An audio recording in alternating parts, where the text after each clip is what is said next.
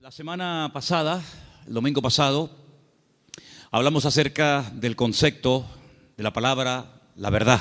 ¿Os acordáis? Y vamos a poner ahí un momentito en la pantalla de la iglesia las 5 bendiciones que fluyen a través de conocer y experimentar la verdad en nuestra vida. Pienso que no hay mayor privilegio, mayor bendición que decir yo he conocido la verdad, ¿sabes? La he experimentado en mi vida. Como tenemos ahí en el texto central de la iglesia, conoceréis la verdad y la verdad os hará libres.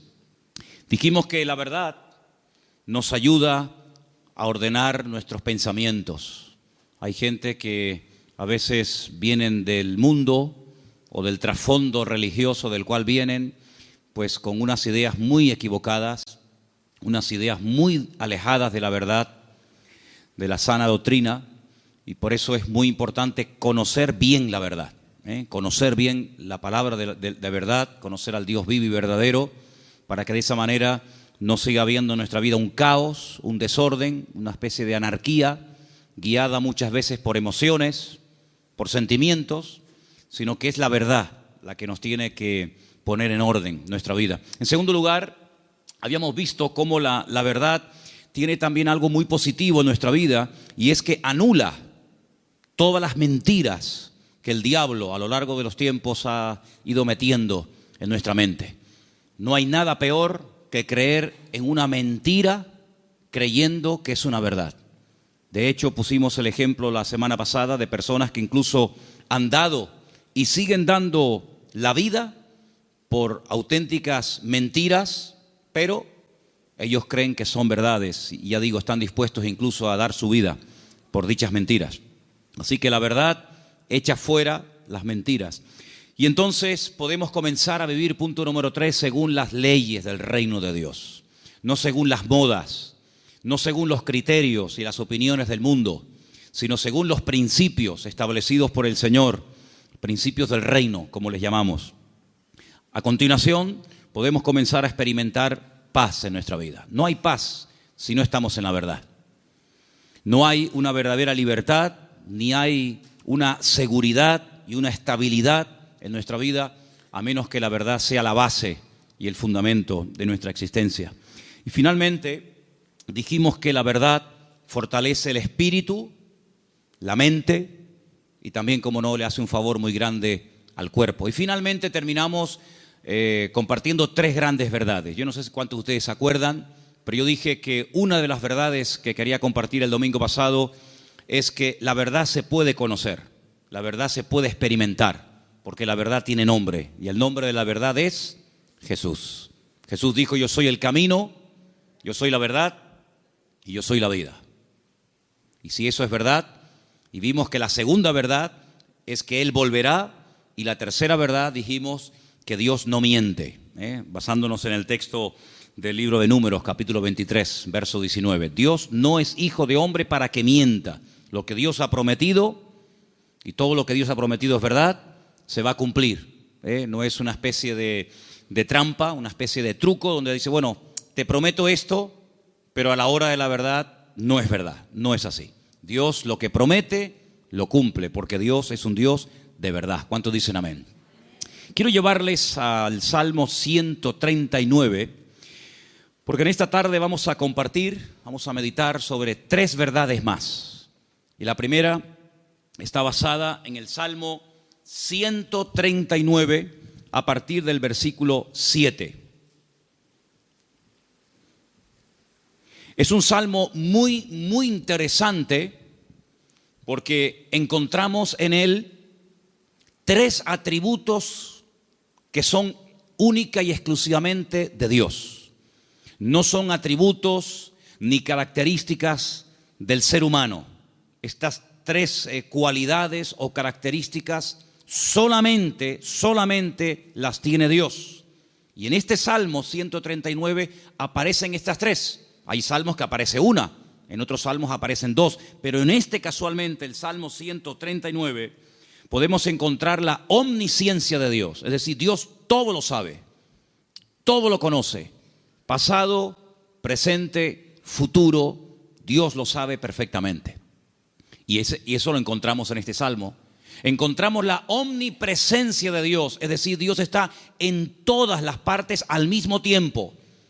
No significa que si está en un lugar se ausenta de otro, sino que la presencia de Dios lo abarca todo. Él está en todas partes, que no es lo mismo que decir en todas las cosas. Eso sería una aberración, decir que Dios está en las cosas. Dios está en todas partes, pero Dios no está en las cosas. Porque si estuviera en las cosas, pues que creeríamos en el panteísmo, de tal manera que gente se puede acercar a Dios a través de una oración a un árbol, otros a una estrella, otros a la tierra, etcétera, etcétera. Dios está en todas partes, pero no significa que esté en las cosas, de una forma visible, ¿no? Y finalmente, la omnipotencia de Dios. Dios no tiene ningún tipo de limitaciones, ni de espacio, ni de tiempo. Por eso encontramos a Dios con una definición muy breve, pero muy profunda. Es la profundidad de la sencillez de Dios. Que Dios es espíritu. No lo limita el tiempo, no envejece, no caduca. La Biblia ha sido escrita en un lenguaje humano, donde aparecen muchas figuras retóricas para explicar lo que Dios es y lo que Dios hace. Y hay una figura muy común en la Biblia que se llama antropomorfismos, y es utilizar elementos del cuerpo humano para hablar de aspectos o características de Dios. La Biblia dice o habla del brazo del Señor, sobre quién ha creído nuestro anuncio y sobre quién se ha manifestado el brazo del Señor. La Biblia habla de los ojos de Dios, la Biblia habla de la mano de Dios, pero son simplemente eso, antropomorfismos, es utilizar un lenguaje conocido, un lenguaje humano, ¿verdad?, distintas partes del cuerpo, para describir la naturaleza de Dios en la vida de su creación, en la vida de los seres humanos. Hemos oído a veces escuchar como que la naturaleza tiene el libre albedrío de hacer cuanto quiera, y no es verdad. Las leyes de la naturaleza las estableció Dios desde el principio de los tiempos. Fíjense qué curioso que todas las leyes que el hombre ha ido descubriendo con el paso del tiempo son leyes que estaban ocultas a los ojos del hombre. El hombre no las ha inventado, simplemente las ha descubierto, ¿verdad? Pero son leyes que Dios estableció desde el principio de los tiempos. Y uno de los libros más profundos de la Biblia, que es el libro de Job, encontramos el peso de la tierra, encontramos los nombres de algunas constelaciones y estrellas, encontramos cómo el viento pesa, ¿verdad? Cosa que no se descubrió hasta muchos siglos después, y encontramos muchas cosas muy interesantes acerca de las leyes de la creación. Alguien dijo que lo creado es una manifestación de las ideas y de la voluntad de Dios hechas realidad, ¿vale? Dios hablaba y su palabra se materializaba. Poder que no transfirió al hombre, imagínense. Es un poder simplemente, o es un poder que solamente se limita a él. Dios habla y lo que Dios ordena se materializa, se cristaliza, ¿sí? Sea la luz o sea cualquier otro elemento. Ahora, en el Salmo 139 vemos estos tres atributos de Dios, repito, omnisciencia, omnipresencia y omnipotencia. Y a partir del versículo 7, el salmista se hace una serie de preguntas muy interesantes, pero las hace en forma de sorpresa. Aquí dice: ¿a dónde me iré de tu espíritu? ¿A dónde huiré de tu presencia? Si subiere a los cielos, allí estás tú. Si en el Seol hiciere mi estrado, he aquí, allí tú estás. Si tomare las alas del alba y habitar en el extremo del mar, aún allí me guiará tu mano y me asirá tu diestra. Si dijere, ciertamente las tinieblas me encubrirán, aún la noche resplandecerá alrededor de ti. Aún las tinieblas no encubren de ti, y la noche resplandece como el día. Lo mismo te son las tinieblas que la luz. ¿Cuántos dicen amén? Ahora, en la Biblia encontramos a ciertos personajes que por las circunstancias que estaban atravesando no les quedó más remedio que huir y esconderse de las personas que querían quitarles la vida. Por ejemplo, piensen en Moisés. Cuando él tenía 40 años, dice la Biblia que él para mediar en una disputa, en una pelea, dice que él se levanta contra un egipcio y lo mata y lo oculta. Pero aparentemente se ve que su crimen, su asesinato no quedó, digamos, oculto. Y al día siguiente alguien le dice: ¿me vas a matar a mí como ayer mataste al egipcio? Y esto le produjo un pánico, le trajo un miedo tan grande a Moisés, que dice que tuvo que huir al desierto. Y se ve que no lo encontraron. Se ve que el faraón, que a lo mejor intentó encontrarlo, fue todo en vano, porque pasó 40 años en el desierto y la Biblia no dice en ningún momento que a Moisés lo localizaron y lo llevaron a Egipto y lo sentenciaron. Por lo tanto, supo huir y se escondió, pero tuvo que huir. Tenemos, por ejemplo, el caso de David. David es un joven que recibe el llamado de Dios, la unción, el respaldo de Dios siendo muy joven. El profeta Samuel derrama sobre él aquel cuerno lleno de aceite que tipificaba la unción que él tendría el día de mañana para ser el segundo rey de Israel. Y dice la Biblia que durante muchos años, David tuvo que huir y tuvo que escaparse y esconderse, porque Saúl estaba obsesionado con quitarle la vida. Y se ve que lo hizo bien, por supuesto, la bendición de Dios también estaba con él, porque Saúl nunca lo encontró, a pesar de que muchas veces estuvo muy cerca de echarle mano, incluso hasta de quitarle la vida. Así que vemos que hay hombres en la Biblia, seguramente hay otros, que tuvieron en momentos puntuales de la vida que huir. Pero lo que me llama la atención es que estas personas huían de hombres y fueron capaces de ocultarse de esos hombres, sea Faraón, sea Saúl, que querían quitarle la vida. Pero lo curioso es que en el primer libro de la Biblia, el libro del Génesis, el primer hombre intenta jugar al escondite con Dios. Porque dice la Biblia que cuando Adán peca, se esconde de Dios, como si Dios no supiera dónde está. Es decir, Adán está tratando a Dios como si fuera un hombre. Así como Saúl no pudo encontrar a David porque sabía dónde esconderse, y así como Moisés se supo meter en el desierto y no lo encontraron, Adán creía que se podía ocultar de Dios. Sin embargo, el Señor sabía perfectamente dónde está. Me llama la atención que cuando leemos el libro del profeta Jonás, en el capítulo 1, dice la Biblia que él recibe un llamamiento para ir a predicar a una tierra extranjera, a la capital del imperio de Asiria. La ciudad se llamaba Nínive, pero él no quería ir, porque él sabía que si la gente se exponía a la palabra y se arrepentían, Dios los iba a perdonar. Y como él no quería que Dios los perdonara, sino que los castigara y los destruyera, pues dice: no voy a predicarles. Y como no van a tener la opción de arrepentirse, pues que se mueran. Y entonces dice que desciende a una ciudad que en la Biblia se llama Jope, pero que en la actualidad se llama Jaffa, y dice que toma un barco para huir de la presencia del Señor. Bueno, hay un momento en el que los marineros le preguntan: ¿qué haces aquí? ¿Cuál es tu nacionalidad? Y dice que los marineros se dieron cuenta de que él intentaba huir de la presencia del Señor. ¿Eso qué significa? Bueno, en ese momento, y hasta siglos más tarde, se creía que Dios donde estaba y donde Dios vivía y moraba era en Jerusalén, en el templo que estaba en el monte Moriah. Y cuanto más lejos me alejara de Jerusalén, y si encima me monto en un barco y me voy mar adentro, pues es como que la presencia de Dios la dejo atrás y Dios pues no me encuentra. Yo estaba leyendo hoy justamente el libro de Jonás y hay una canción que nosotros cantamos en la iglesia, parte del Salmo 118, que dice: desde la angustia invoqué al Eterno y Él me oyó.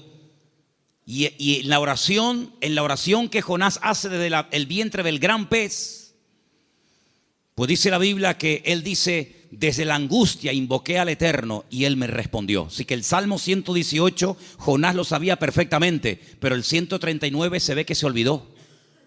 Porque el 139 el salmista dice: ¿a dónde me voy a esconder? ¿A dónde voy a huir de tu presencia? Vaya a donde vaya, sea hacia arriba, sea hacia abajo, sea a la izquierda o sea a la derecha, nunca podré huir de tu presencia, porque él tenía bien claro el concepto de la omnipresencia del Señor. ¿Cuántos dicen amén? Ahora, esta gente huía en el sentido negativo, pero hermanos, esto nos tiene que producir un gozo y una alegría a todos y a cada uno de nosotros enorme, inmensa. ¿Sabéis por qué? Porque vayamos a donde vayamos, no importa las circunstancias en las que nos encontremos, la presencia del Señor siempre, siempre estará a nuestro lado. ¿Cuántos dicen amén? No importa si te encuentras en una cárcel, allí el Señor sabe que estás. ¿O acaso nos hemos olvidado de que una noche bien tarde Pablo y Silas cantaban, los presos les oían, pero no solamente los presos les oían, sino que el Señor en el cielo también les oía, y dice que los liberó de una forma tremenda? ¿Cuántos dicen amén? Dice la Biblia que cuando estaba en la tempestad, al día siguiente, cuando llevan ya más de 20 días en ayuno, sin ver estrellas, sin ver sol, perdidos, desesperados en medio del mar Mediterráneo, se levanta el apóstol Pablo y dice: no tengan ningún temor, porque anoche estuvo en mi camarote el Señor y me dijo que si nos mantenemos unidos, nadie va a perder la vida. Luego lo vio en la cárcel y también lo vio en la tempestad. Pero también se acordó de que en el desierto había un viejito llamado Moisés, que hacía 40 años que había huido de Egipto, y el Señor lo encontró. Y el Señor sabía que en aquel pozo, aunque los hermanos se tapaban los oídos y no querían oír los gemidos y los gritos de José, la Biblia nos enseña que el Señor siempre estuvo con José en el pozo y posteriormente en la cárcel. No hay ni un solo lugar donde nosotros vayamos en esta vida donde el Señor no esté a nuestro lado, sino que incluso hay una promesa del Señor que nos dice: he aquí yo estoy con vosotros todos los días hasta el fin del mundo.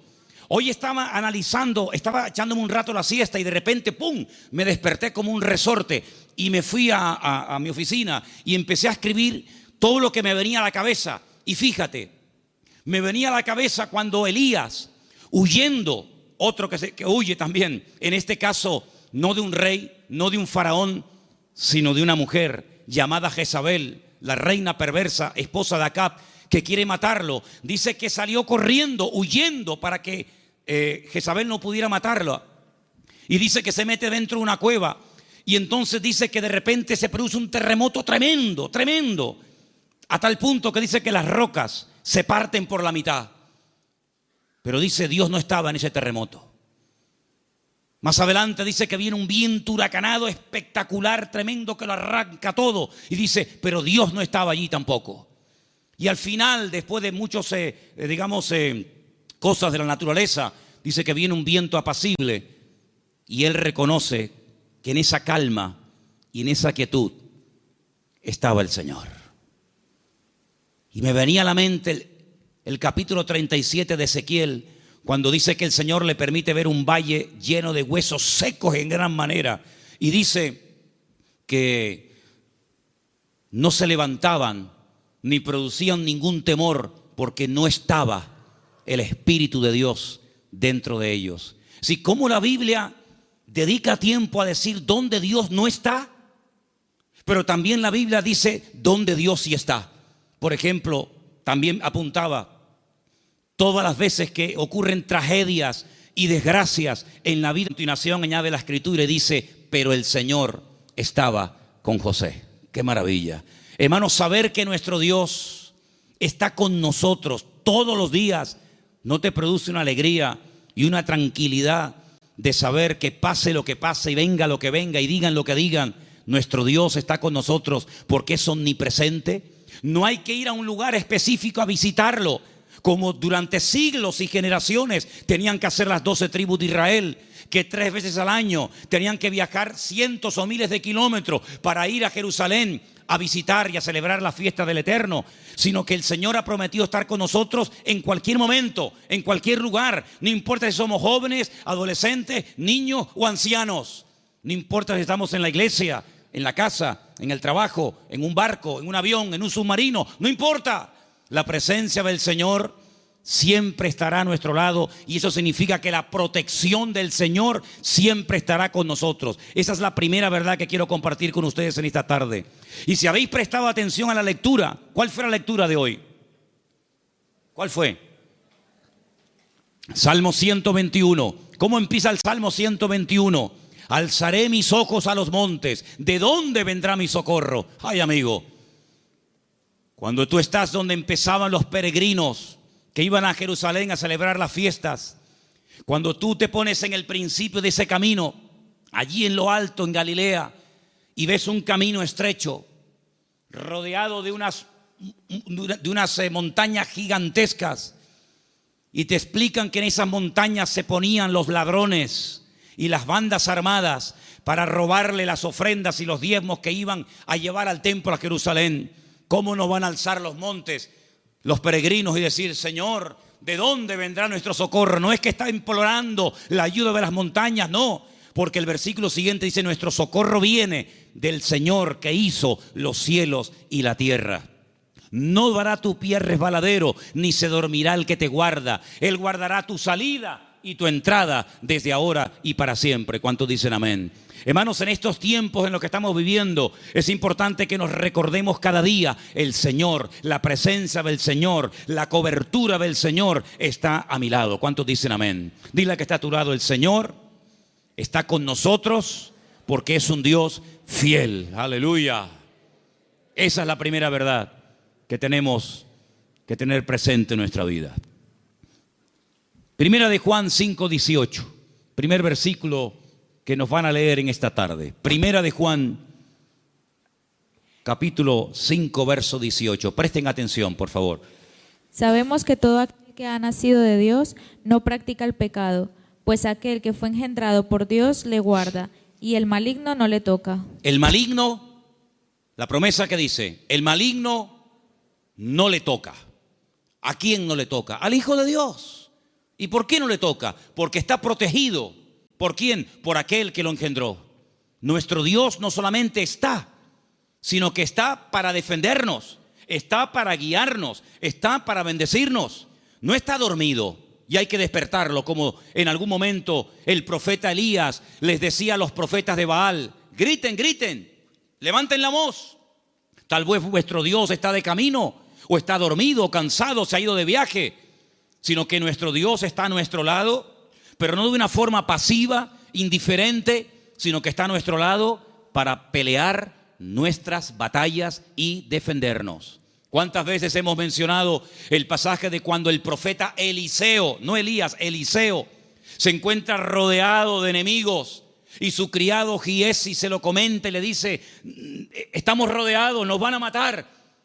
Y el profeta Eliseo ora para que el Señor le abra los ojos espirituales a su criado incrédulo Giesi, porque le dice: más son los que están con nosotros que los que vienen contra nosotros. Y entonces él pudo ver por los ojos de la fe cómo la presencia del Señor estaba alrededor de aquella casa, y aquellos que venían a matarlos al final quedan ciegos y ellos los tienen que guiar hasta salir de la ciudad. Hermanos, ese es nuestro Dios, un Dios que ha prometido estar con nosotros todos los días. Estemos también nosotros con Él todos los días. ¿Cuántos dicen amén? Segunda y gran verdad que quiero compartir en esta tarde: el poder inmenso, ilimitado del nombre del Señor Jesucristo. Marcos capítulo 16, versículo 17 al 18. Presten atención, por favor. Y estas señales seguirán a los que creen. En mi nombre echarán fuera demonios, hablarán nuevas lenguas, tomarán en las manos serpientes, y si bebieren cosa mortífera no les hará daño. Sobre los enfermos pondrán sus manos y sanarán. Todo cuanto se menciona ahí con una connotación milagrosa: echar fuera demonios, hablar lenguas, orar por los enfermos, etcétera, etcétera, todo va precedido por el nombre de Cristo. En mi nombre, en mi nombre, en mi nombre. El Señor Jesucristo nos enseña en la palabra que cuando oramos los creyentes tenemos que orar en su nombre. Firme la oración. No oramos en nuestro nombre. No nos acercamos a Dios con nuestros méritos, sino que oramos en el nombre del Señor Jesucristo. Y en el libro de Filipenses, el capítulo 2, nos da una pincelada, una explicación del poder tremendo de ese nombre. Presten atención. Después de humillarse, después de despojarse de toda su gloria y dignidad, después de haberse hecho siervo y estando en la condición de hombre se humilla hasta lo sumo y muere de una forma terrible como era la muerte de cruz, y haciéndose obediente hasta la muerte. A continuación de eso dice: por lo cual Dios lo exaltó hasta lo sumo, a lo máximo, y le dio un nombre sobre todo nombre. Y ahora escucha versículo 10: para que en el nombre de Jesús se doble toda rodilla de los que están en los cielos, en la tierra y debajo de la tierra, y toda lengua confiese que Jesucristo es el Señor, para gloria de Dios Padre. El poder del nombre de Cristo, no somos conscientes de lo poderoso que es mencionar ese nombre. Los demonios huyen y tiemblan cuando se menciona el nombre de Jesucristo. Es un nombre de poder, es un nombre de autoridad. No hay nada ni nadie que se resista al poder del nombre de Cristo. Una vez escuché a un predicador que vino a Las Palmas hace muchos años. Había sido misionero en África. Y un día no se le ocurre otra cosa más que ir a una tribu de caníbales. Y dice que mientras dormía en una choza durante la noche, hay un momento en el que él se despertó y ve a un caníbal con un garrote a punto de darle un palo en la cabeza y matarlo. Dice que fue algo tan rápido, no había tiempo para decir: hermano, vamos a orar, espérate un momentito. Dice que solamente dijo: Jesús. Solamente mencionó el nombre del Señor. Y dice que se le cayó ese garrote de la mano a este hombre y salió corriendo.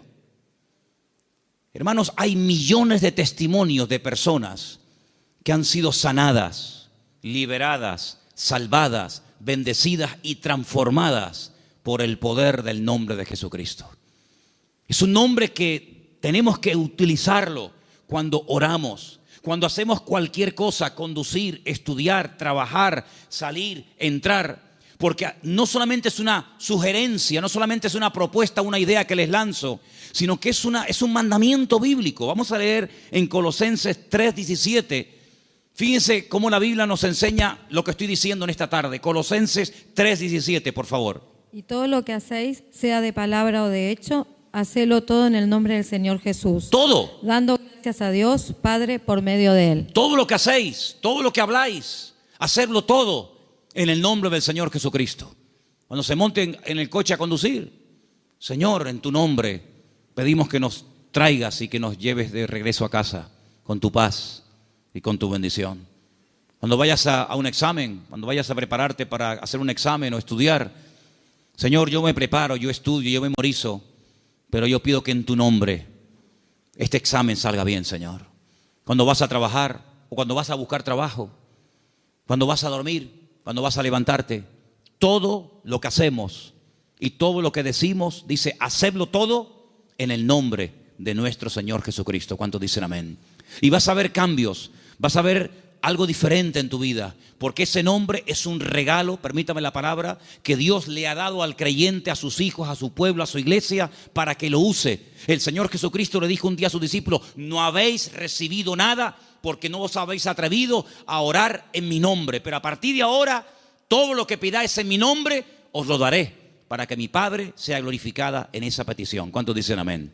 Así que esta es la segunda verdad que tenemos que interiorizar en nuestra vida. Tenemos un nombre, hermanos, un nombre de autoridad en el cielo, en la tierra donde vivimos ahora mismo y aún debajo de la tierra. Un nombre que no tiene limitaciones de ningún tipo. Pues vamos a usarlo, porque la Biblia dice que es el regalo del Padre al Hijo, un nombre que es sobre todo nombre, para que en ese nombre se doble toda rodilla de los que están arriba en el cielo, en la tierra y aún debajo de la tierra, y toda lengua confiese que Jesucristo es el Señor, para gloria de Dios Padre. Dice también en un versículo que vamos a leer a continuación, en Proverbios 18:10, nos pone un ejemplo gráfico de la protección que proporciona el nombre del Señor, el nombre de Dios. Proverbios 18:10, por favor. Torre fuerte es el nombre del Señor. A Él correrá el justo y será levantado. Torre fuerte es el nombre de nuestro Señor, y a Él correrá el justo y será levantado. Leía en el día de ayer una historia cuando un tal Abimelech quiere matar a un montón de gente y dice que se dirige a la ciudad donde están las personas que él en un principio quiere aniquilarlas. Esto lo pueden ver en el capítulo 9 del libro de Jueces. Y dice la Biblia que en esa ciudad había una torre donde la gente de la ciudad, las mujeres y los niños se metieron, subieron a lo alto de la torre y allí se escondieron, y dice que no les pasó nada.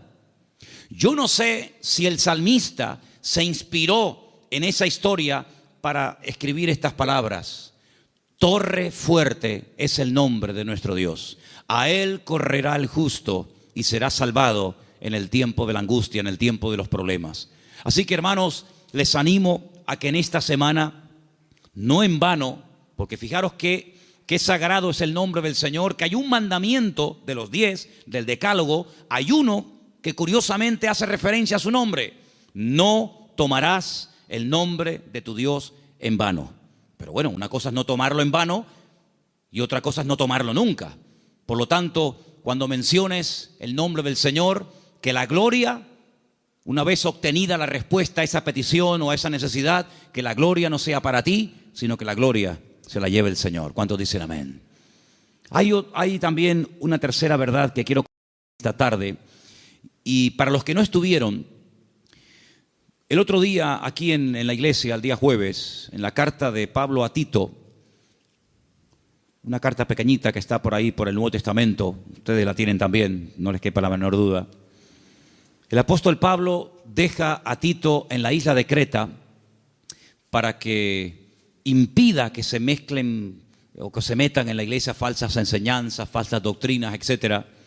Y una de las cosas que el apóstol Pablo le decía a este joven pastor es que en la iglesia tiene que haber, a nivel de cuerpo, una sana doctrina, y que el liderazgo, los ancianos que él iba a nombrar para que ocuparan cargos de responsabilidad en la obra, tenían que ser personas con una serie de características. Algunas eran prudentes, con paciencia, serios, sobrios, etc. Pero lo que me llamó la atención es que dice, y el liderazgo tiene que tener una fe sana. Bueno, literalmente dice que sean sanos en la fe.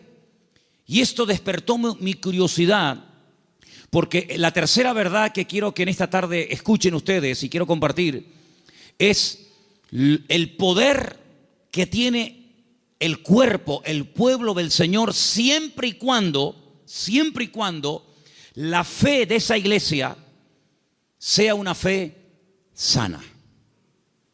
Y algunos dirán, pero ¿cómo que una fe sana? ¿Es que acaso hay una fe que no es sana? Pues sí.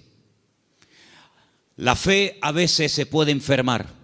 De hecho, vimos el jueves, repasamos un poco, que hay un momento puntual en el ministerio del Señor Jesucristo en el que algunos discípulos vienen y le dicen: Señor, nos ha pasado algo y queremos contártelo. Hemos entrado a una ciudad y no nos han querido recibir.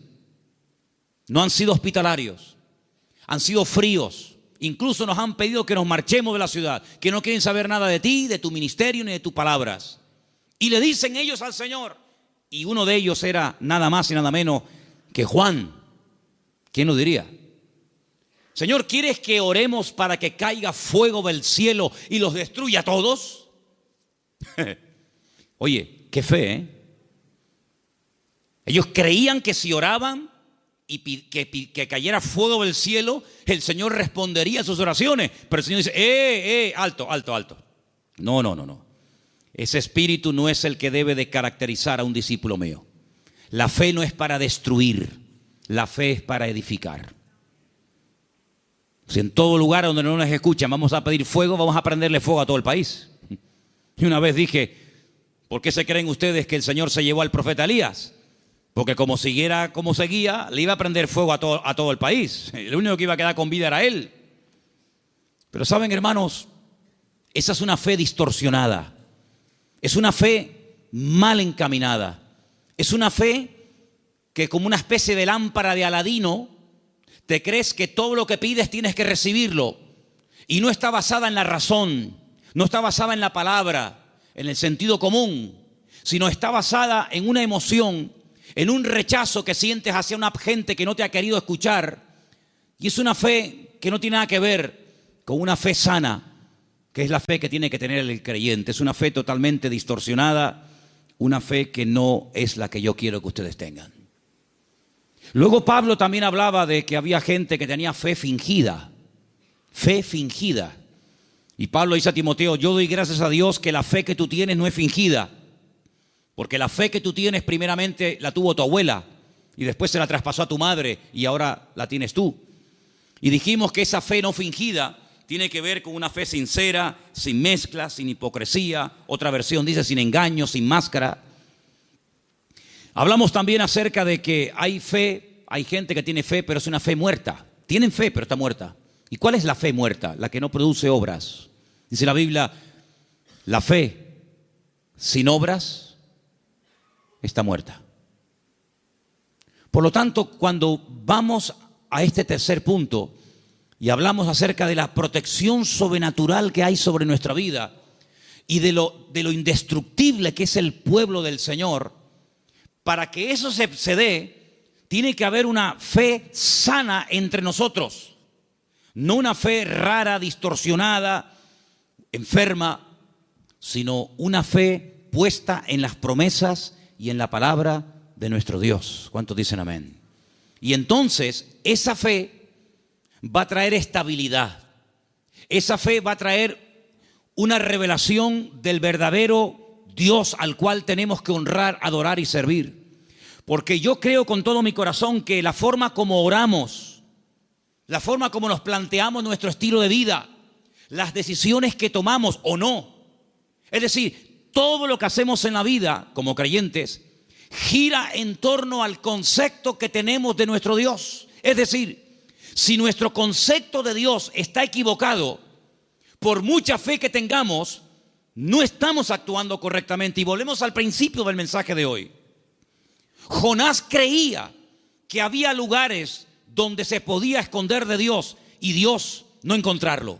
Dice que él huía de la presencia de Dios, huía del llamado de Dios, de la responsabilidad. ¿Por qué? Porque no quería cumplir con el llamado de Dios. Y hace exactamente lo mismo que hizo Adán en el jardín del Edén: huir, esconderse de Dios. Y él creía que uno se podía esconder de Dios. Y él actuaba en base a esa creencia equivocada. Por lo tanto, es muy importante que nosotros nos preguntemos de vez en cuando, a la luz de las Escrituras, si la forma como yo estoy orando y pidiendo las cosas, si la forma como yo estoy viviendo mi relación con el Señor es una relación basada en una fe sana o en ideas distorsionadas y equivocadas. Porque hay personas que se imaginan que Dios, como acabo de decir, es esa especie de lámpara de Aladino que frotamos y Dios tiene que estar a mi servicio las 24 horas del día y Dios tiene que complacerme en todo lo que le pido y en todo lo que quiero. Y no es así. Hay momentos en los que puedes tener una fe tremenda y Dios decir a tu oración no. Puede ser que tengas una sinceridad y un deseo tremendo de hacer algo para el Señor, genuino, bíblico, correcto, pero a ti no te corresponde hacer esa operación, hacer ese trabajo. Como por ejemplo el rey David, que quería construirle una casa a Dios. Y Dios le dijo: tú no la vas a edificar, la edificará la siguiente generación en la persona de tu hijo Salomón. Hay momentos en los que el mismo apóstol Pablo quería ir a ciudades a predicar el evangelio. ¿Será bíblico predicar la palabra? Por supuesto. Es un mandato del Señor, claro, ir por todo el mundo y predicar el evangelio. Pero también hay que decirlo que hay momentos en los que el Pablo quería ir a ciertos lugares a compartir y el Señor le decía: no, ahí no, en Bitinia no. Bueno, pues me voy a Misia. No, ahí tampoco. Y uno dice: pero Señor, ¿no es tu voluntad ir a predicar a todas partes tu palabra? Sí, pero cada sitio y cada persona tiene su momento y tiene su lugar. Y ahora no es el momento de ir aquí, ahora es el momento de ir allá.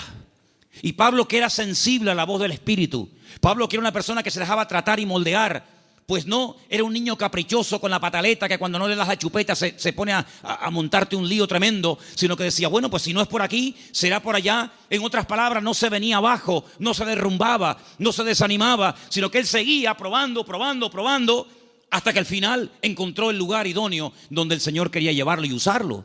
Por lo tanto, es muy importante que la iglesia interiorice esta verdad. El Señor nos quiere usar. Tenemos que cumplir con nuestras responsabilidades. Por supuesto que sí. Pero ¿estaré yo preparado para eso que quiero hacer? La Biblia nos enseña que cuando José era un joven, ya él sabía lo que Dios quería hacer con su vida. Yo creo que pecó un poco de imprudente. Abrió su corazón a sus hermanos. Tal vez lo mejor hubiera sido abrírselo solamente a su padre, pero él le abrió su corazón a sus hermanos, le contó los sueños que había tenido y se buscó la ruina de su vida. Bueno, después al final, lógicamente, sabemos que el Señor utilizó todo aquello y lo convirtió en algo positivo, ya lo sabemos. Pero hermanos, él tuvo que esperar desde el momento que recibe la revelación de la voluntad de Dios para su vida hasta que él ve que eso se cumple. Pasaron muchos años, pasó mucho tiempo. ¿Por qué? Porque el Señor tenía que tratarlo y tenía que prepararlo y tenía que capacitarlo y lo tuvo que hacer pasar por situaciones terribles, terribles, pero en todas y en cada una de ellas aprendió lecciones que lo marcaron para toda la vida. Y cuando llegó el momento, el Señor lo levantó y el Señor lo utilizó. Por eso, amados hermanos, ¿en qué momento, en qué etapa del camino te encuentras? Sin embargo, cuando le escribe el apóstol Pablo a Timoteo, le dice: Timoteo, Dios no nos ha dado espíritu de cobardía. Probablemente estaba pasando por un momento de temor frente a semejante responsabilidad.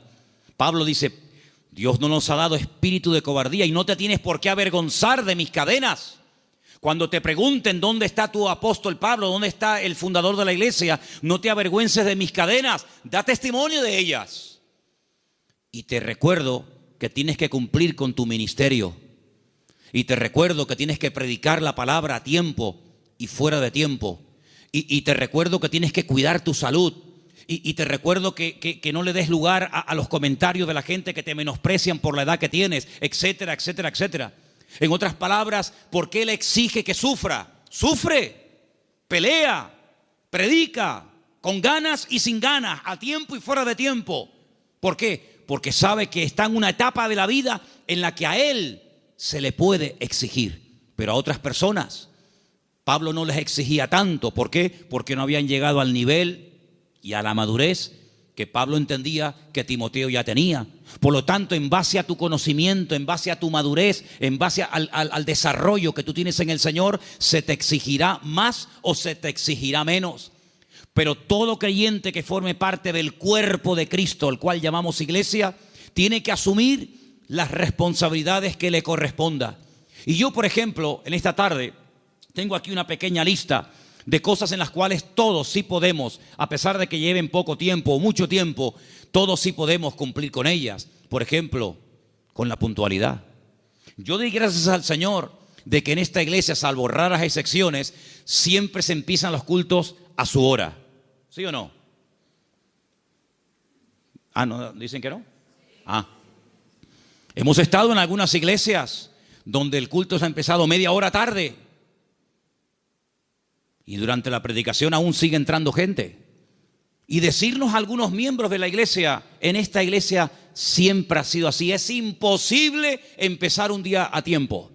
Bueno, yo doy gracias al Señor de que por lo menos en eso no somos malos, ¿no? Sino que generalmente solemos ser puntuales. Cuando se propone o se expone a la congregación un proyecto, una idea o algo, generalmente un altísimo porcentaje de la congregación responde apoyando por dicha actividad o proyecto o lo que sea. En otras palabras, hermanos, la iglesia va a crecer en la medida en la que tú crezcas. La iglesia, cuando hablamos de iglesia, ¿qué es la iglesia? La iglesia eres tú, y tú, y tú, y cada uno de nosotros. Y la iglesia, ese concepto a veces tan abstracto, como dice la iglesia ¿qué es? Pues la iglesia eres tú.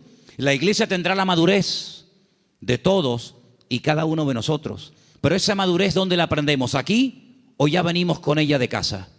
Después del culto hoy, queremos reunirnos unos poquitos minutos con los padres de los chicos que en este momento, ahora mismo, están en la escuela dominical. ¿Por qué? Porque una de las cosas que tenemos que entender es que la iglesia, por ejemplo, en los domingos, la escuela dominical, es un refuerzo a lo que teóricamente los niños ya aprenden de sus respectivos padres en el hogar. ¿Cuántos dicen amén? Es decir, si ustedes no oran a la hora de la comida, Difícilmente, por más que se lo enseñen ahora mismo las hermanas que están allí con esos niños, que hay que orar dándole gracias al Señor por la comida que entra por nuestra boca, si después durante la semana, que es muy larga, hasta el próximo domingo, no ven a papá y no ven a mamá orando un momentito, dándole gracias al Señor por los alimentos, pues le vamos a hacer al niño, perdonen la palabra, un cacao, porque le estamos enseñando algo en la iglesia que luego ustedes no lo apoyan. Es decir, que lo que aprendan aquí, luego vean la práctica en el hogar. ¿Cuántos dicen amén? Si, por ejemplo, un niño un día en una escuela dominical tiene una clase donde, por ejemplo, no sé, se le habla del perdón, pues que cuando lleguen momentos puntuales, pues que el niño vea que en casa la asignatura del perdón se aprueba con sobresaliente y no siempre con suspenso. Y simplemente quiero ponerles un ejemplo, porque la tercera verdad que estoy tratando de compartir esta tarde es la importancia de la iglesia en el mundo y cómo la iglesia es indestructible siempre y cuando cumpla con los requisitos bíblicos establecidos por el Señor en su palabra. ¿Dónde aprendió José a perdonar, a reconciliarse, a llevarse bien con otras personas? ¿Dónde lo aprendió? ¿En Egipto? ¿En Egipto lo aprendió?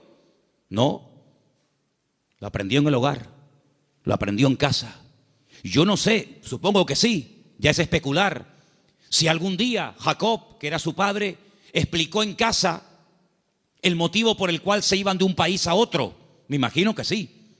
Yo me imagino que un día Jacob habrá juntado a Raquel, a Lea, a sus hijos y les habrá dicho: chicos, nuestro tiempo se ha terminado con el tío Labán. Volvemos a Canaán. Y quiero contarles algo. Hace 22 años salí de mi tierra y ahora volvemos. Pero hay una pequeña cosa que tengo que comentarles. Yo no vine aquí porque quería en el fondo venir. Yo vine aquí casi forzado por las circunstancias. Vine aquí porque el tío Esaú, vuestro tío, mi hermano, me quería matar. Y ahora volvemos y no sé lo que nos vamos a encontrar. La Biblia dice que él toma una serie de medidas muy particulares, por cierto. Fue haciendo diferentes grupos, a las que menos amaba o con las que menos tenía, no sé, feeling, las fue poniendo por delante y él lógicamente se quedó atrás, con la que él realmente quería y con sus hijos. Y le llega la noticia de que el tío Esaú viene con 400 hombres armados hasta los dientes. Y entonces él se va a la montaña a orar.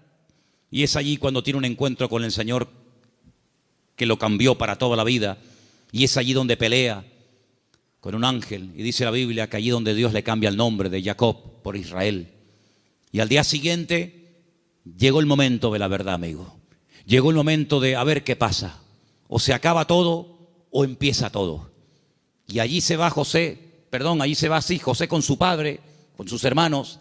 Y allí dice la Biblia que Jacob y Esaú se abrazaron, se perdonaron, se reconciliaron y todo se solucionó. Y allí estaba José, la primera vez en su vida que veía al tito Esaú, la primera vez en su vida que veía algo tan impactante que sin lugar a dudas lo marcó.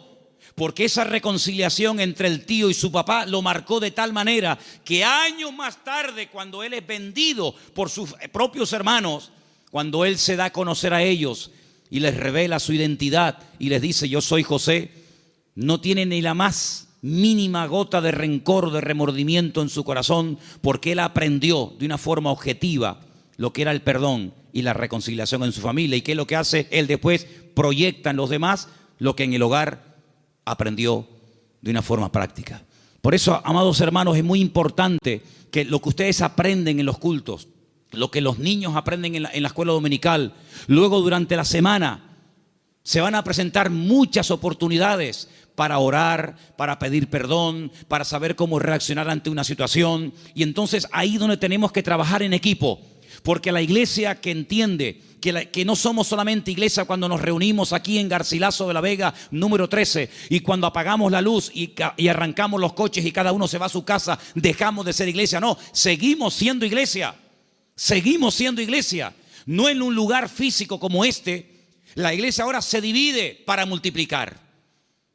La iglesia que se divide dentro es una ruina.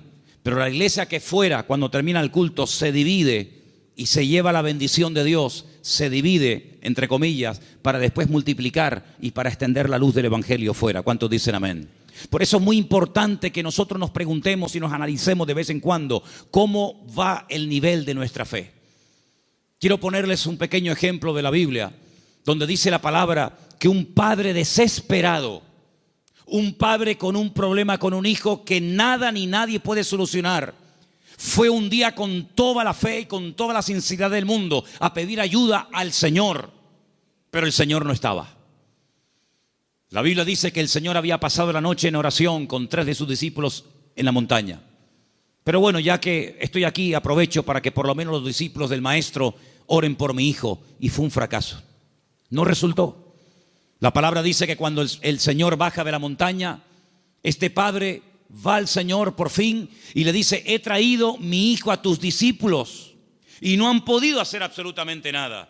Si tú puedes hacer algo. Increíble. Y el Señor le dice: si tú puedes creer, más bien. Y es cuando pide ayuda: Señor, ayuda a mi incredulidad. Menguó en la fe. En unas horas la fe pasó de creer que mi hijo tiene remedio a decir: si puedes hacer algo. Eso no es una fe sana. La fe sana es la que aguanta la prueba. La fe sana es la que se extiende. La fe sana es la que sabe reaccionar cuando dice el Señor no. Porque cuando dice el Señor sí, la fe se amolda y se adapta muy bien.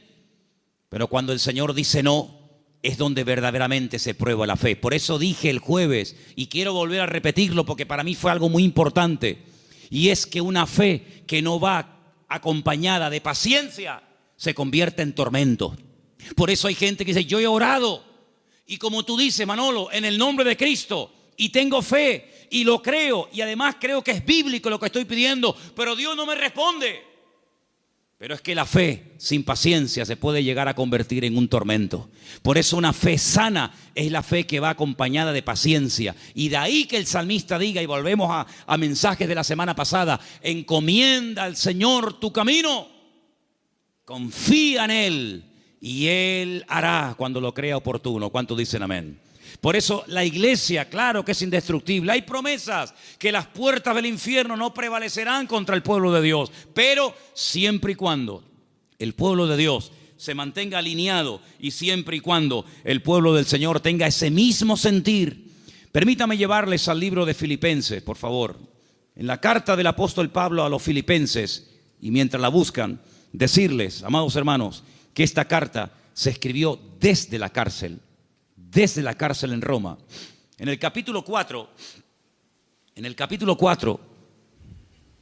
de la carta de Pablo a los Filipenses, ustedes van a encontrar que el apóstol Pablo está hablando de gozo, de regocijarse. Y uno dice: pero ¿cómo es posible que en semejantes circunstancias el apóstol Pablo escriba una carta cuya palabra más repetitiva es la palabra gozo y alegría? Bueno, pues porque el gozo del creyente, la estabilidad del creyente, no depende de si está en libertad o privado de libertad, sino depende de una fe sana depositada en los brazos del Señor. Pero en medio de la carta, cuando él está explayándose, dando unas explicaciones extraordinarias sobre todo esto, llegamos al versículo 2, Filipenses 4:2, donde él hace un ruego, una tarea que les pongo: escriban en un papel todas las veces que Pablo le rogó a alguien algo. No lo hace mucho, pero aquí tienen un ejemplo. Este no vale, tienen que buscar otro. Le ruega a Evodia y a Síntique que sean ¿qué? De un mismo sentir en el Señor. Evodia y Síntique eran unas hermanas de esta congregación, eran creyentes, fieles asistentes a la congregación, que no les está haciendo un llamado para que acepten al Señor en su vida y se conviertan. No, ya son creyentes, son hermanas de la congregación, pero entre ellas hay algo. No son de un mismo sentir. Algo pasó entre estas hermanas que a Pablo le perturba. Y Pablo, hay un momento en el que hace un paréntesis en el desarrollo del tema de la carta de Filipenses y dice: ruego a Evodia y a Síntique que sean de un mismo sentir en el Señor. Porque una iglesia, como un matrimonio que tiene un mismo sentir, es algo indestructible. ¿Cuántos dicen amén? Pero una iglesia donde uno dice arriba y otro dice abajo, uno dice a un lado y otro dice a otro, donde uno dice no, oremos, otro, no, ayunemos, no, discipulemos, no, evangelicemos, salgamos, no, quedemos, no. Difícilmente esa iglesia puede ser una iglesia bendecida y una iglesia que impacte a la gente que lo rodea. Pero cuando hay un mismo sentir en el Señor, cuando el capitán de la nave es el Espíritu de Dios y la cabeza de la iglesia es el Señor Jesucristo, esa iglesia puede avanzar, esa iglesia puede ser una bendición, y esa iglesia es un botón, un punto de referencia en el mundo espiritual de algo que el Señor está haciendo en este lugar. Porque permítame decirle que una de las grandes enseñanzas del apóstol Pablo, y esto tiene una profundidad tremenda, inmensa, es que dice que la iglesia no solamente puede tener un impacto a nivel de sociedad, como evidentemente lo tiene con los vecinos, con los familiares, con los que vienen, etcétera, sino que dice el apóstol Pablo, es una enseñanza muy profunda que comparte con los efesios, es que la iglesia, según cómo se comporte, según cómo actúen sus miembros, según cómo se relacionen unos con otros, tiene también un impacto en el mundo espiritual, ante los principados y ante las potestades. Y uno dice, pero ¿cómo puede ser eso? Claro que sí. La iglesia puede llegar a ser un freno. La iglesia puede llegar a ser una luz. La iglesia puede incluso impedirle al enemigo que campe a sus anchas y que haga lo que le dé la gana. Porque la iglesia es un freno en el mundo espiritual que el diablo reconoce perfectamente. ¿O se creen ustedes que el diablo no sabe que tú eres un hijo de Dios? ¿Se creen ustedes que el diablo no nos ve a nosotros? ¿Se creen ustedes que los demonios no nos observan cada día cómo hablamos, cómo oramos o cómo no oramos, cómo entramos, cómo salimos? Claro que lo ven. Había una vez unos jóvenes que querían echar fuera un demonio de un hombre, y cuando fueron a orar por él no se les ocurre otra cosa. Qué listos y qué tontos al mismo tiempo. Querían echar fuera los demonios en el nombre del Cristo que predica Pablo.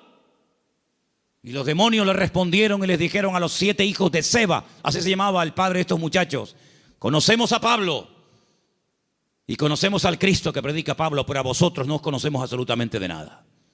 Así que el diablo sabe dónde vivimos, sabe nuestra identidad, sabe nuestro nivel de madurez, sabe nuestro nivel de santidad con el Señor, sabe hasta dónde puede llegar, porque como dije al principio, hay una protección, una cobertura sobrenatural 24 horas al día sobre la vida de la iglesia, sobre la vida de cada uno de sus hijos. Pero a veces nosotros podemos abrir rendijas, a veces nosotros incluso hasta le damos ideas al enemigo. Por eso dice Pablo, no le deis lugar al diablo. No le des lugar al diablo en tu casa. Si hay algo por donde está colando el enemigo, sé sabio y quítalo, elimínalo. Si hay algo en tu vida que produce que entres en un picado, en un enfriamiento, en un apartamiento de la palabra y del Señor, aléjalo de tu vida. Rodéate de gente espiritual. Lee libros que te edifiquen y no que te destruyan y te confundan más. Acércate a la palabra del Señor, busca al Señor.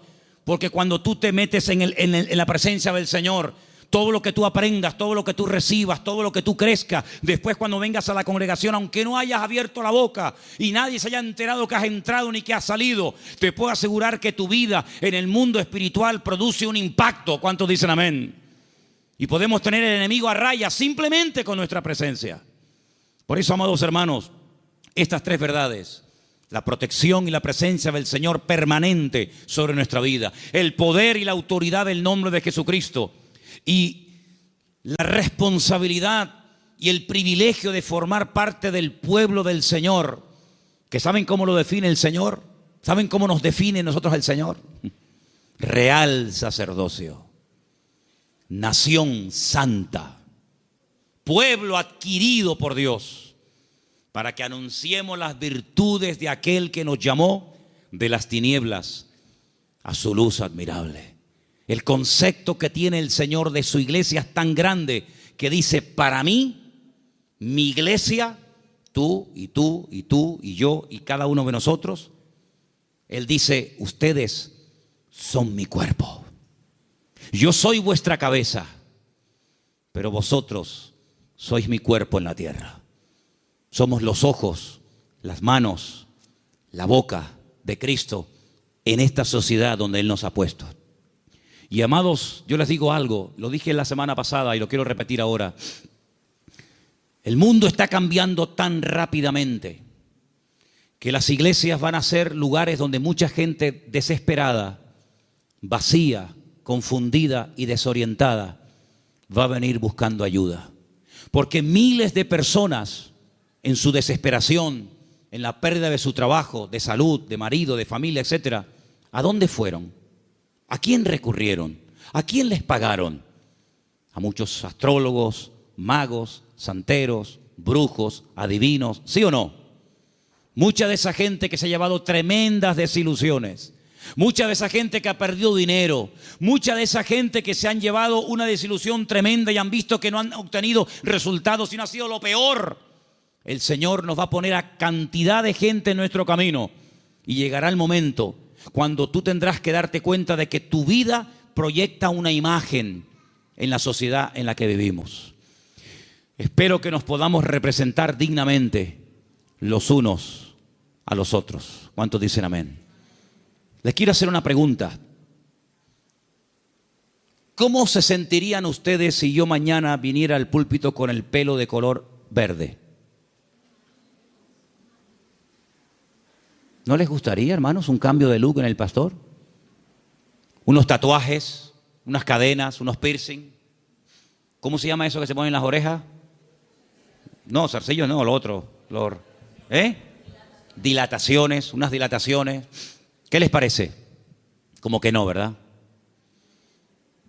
Como que no. Tal vez a una parte, a un grupo de personas que digamos que se visten y actúan así, no sé, tal vez a lo mejor les haría gracia un tiempo que un señor ya de cierta edad, llamado pastor, se vista así. Pero son más los que dejaríamos de alcanzar que los que alcanzaríamos con esas pintas, ¿sí o no? Pues sabe una cosa, hermano, cuiden su imagen pública, porque usted, como hijo de Dios, tiene que dar una imagen sana y digna del Evangelio. No decimos, no, es que yo hago lo que me da la gana, porque yo lo siento así. Hermano, interiorice esta verdad en su vida. La forma como usted habla con sus compañeros de trabajo, con sus clientes, con los amigos en el barrio, con tus familiares, etcétera. En cierto sentido, tú eres un embajador del cuerpo de Cristo, de la iglesia del Señor, en medio de la sociedad en la que vivimos. Por eso cada vez que vayas a hablar, a decir algo, a opinar, a aportar algo, piensa en esto. Lo que voy a decir te glorifica a ti, Señor. Lo hago en el nombre de Cristo. Tú lo harías y estarías contento con la imagen que estoy proyectando de ti.